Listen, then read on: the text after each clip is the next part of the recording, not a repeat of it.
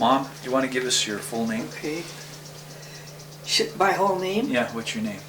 Anne Lorraine Green Driscoll. Okay, and when were you born? Bernadette. Bernadette, now what's that? My confirmation. Where were you confirmed? I think I was. Where were you confirmed? What church? St. Lawrence O'Toole. In Walkerville? In Walkerville, Montana. Okay, how old were you when you got confirmed? I must have been about 15. 15? Okay. Now who was... a beautiful orange dress. An orange dress? Who were some of the kids in your confirmation class? Do you remember some of them? The Kavanaugh kids, and there was a lot of them. It was about a pretty good sized class, about 27. Do you remember who your teacher was? You don't have? This is too long ago. So who's your dad? Who's my what? Who was your father? Cornelius Francis Green. And he was born in Butte? And his name was Green. His name was Con. They called him Con. He was born in Butte? And he was born in Butte, Montana, in Corktown. 5 Buffalo. And was he born right at the turn of the century? What are you laughing about? I hope you don't ask me where I came from. Well, what year was he born, do you know? What year was your father born? I don't know. Okay, now what was your mother? Daddy was born in 1900, I think. 1900? Okay. And my mother in 91. And what was her name? Anastasia Downey. Did she have a middle name? Anastasia. Okay. Anastasia. Oh, it was 2 names? No, it's Anastasia. It's one of the most beautiful names there is. I never liked. They called her Station. I never liked it. Okay. Now, what was the name of your dad's mother and father? Her name was Mary Leary Sullivan. She always signed all of her letters and everything. Mary Leary Green. And then and her husband's name was what? John. John Green? She always called him my man John. He always came to visit her after he died. Okay. Now, how did he die? I don't know, but I used to go down there and keep her company. When she didn't feel good, Daddy'd have me go down there and stay with her. Yeah. One night she said, "Gee, your grandfather thinks you're lovely." And I said, "What?" She said, "Your grandfather thinks you're lovely." And I said, "What makes you think that?" And she said, "He came in and kissed you on the cheek." And you were sleeping in her house or taking a nap? I was sleeping in her house, yeah. And this was after he had died? A rollaway bed. This was after he had passed away? Oh, he was gone from way, way back. Grandma was a widow when she was 32. Okay, how many kids did she have? She had I don't know, there was Uncle George, Uncle, I think there was a John. There was Mark. Mark was 15 when she found him dead. How did he die? Heart. And he was real good looking guy with dark hair and dark eyes. And then there was Uncle George and Daddy, and Auntie Ag, and Aunt Agnes Green. She got married for 2 months, and then she divorced the guy. And I said, "What'd you get the divorce for?" She said his brother wouldn't leave her alone. And so she hit him on the head with something. What was his name? She didn't kill him though. What was his name? Drummy. Drummy? And it was the brother she couldn't get along with, huh? That was the one that bothered her. But I don't know whether he was teasing her or what. Yeah. But he didn't do anything bad to her. But she got mad and got divorced from her husband. And then there was your Uncle Bud, your Uncle Pat? Oh, Uncle Bud is Uncle Pat. Patty was named after Uncle Bud. Uncle Bud was the one that was shot in the mine yard, getting coal for Grandma. And so your brother... And Grandma came, Grandma said, "I went down and my poor baby was laying on the couch at Harrington's house.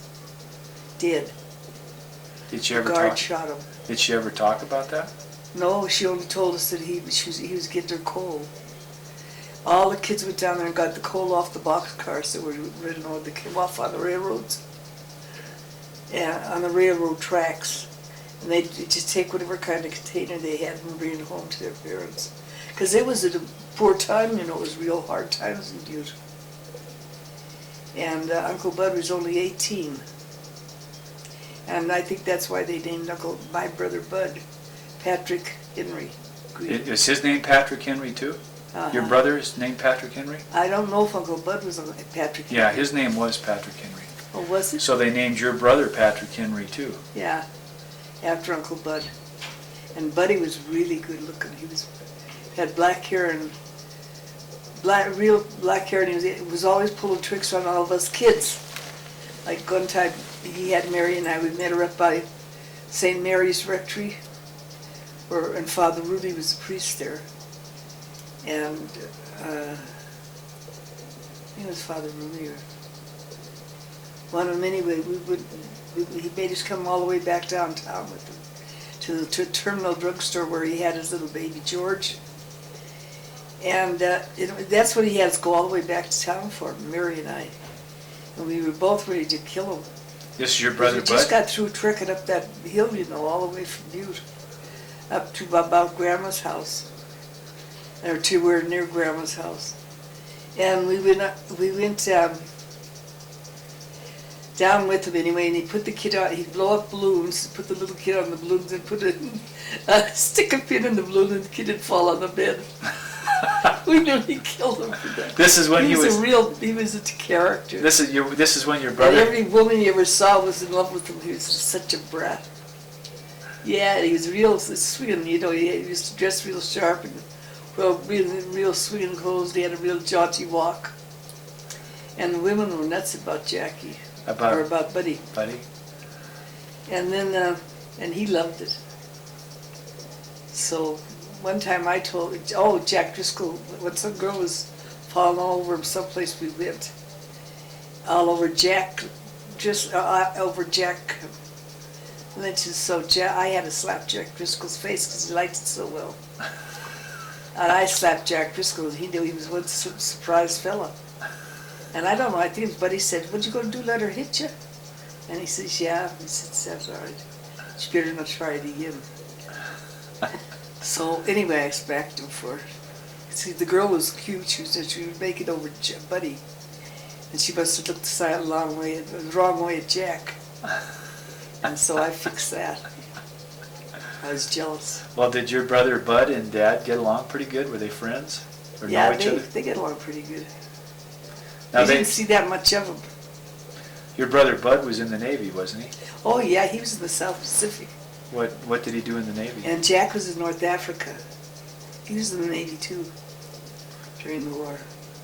Did Bud get injured in the Navy?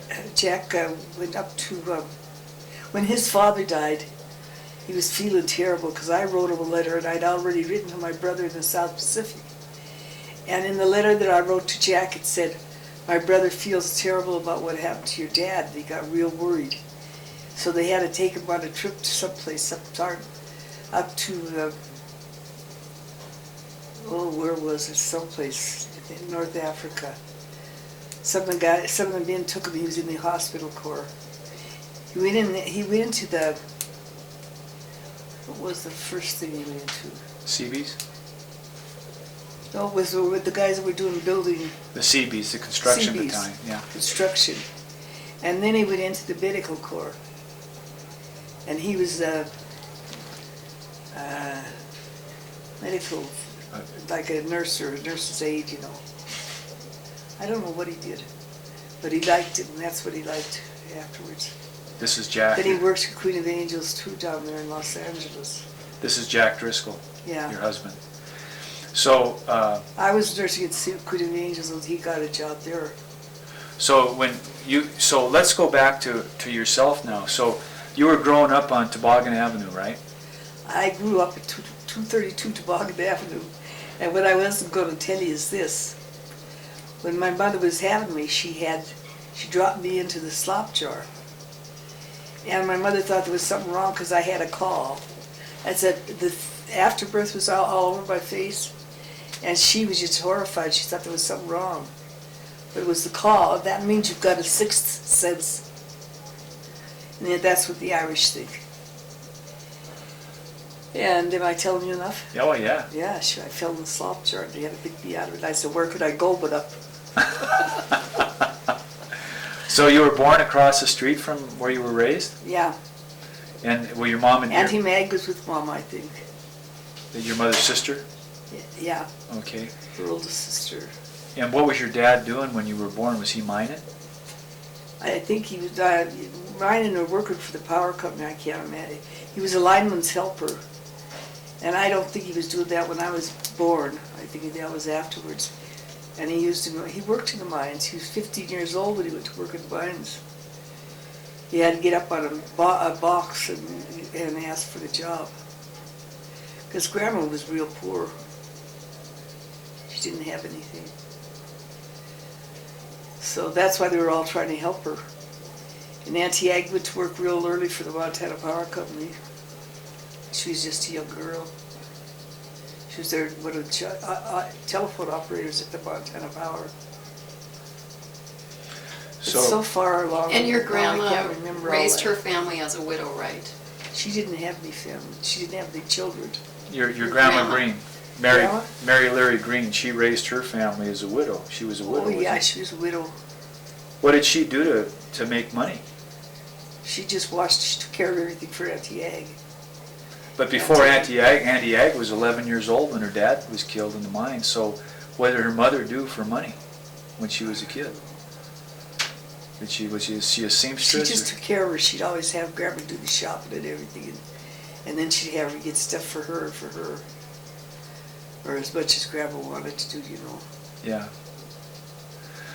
Well, back up on Toboggan We Ave. used to have to always haul Grandma cooked and washed Auntie Ag's clothes.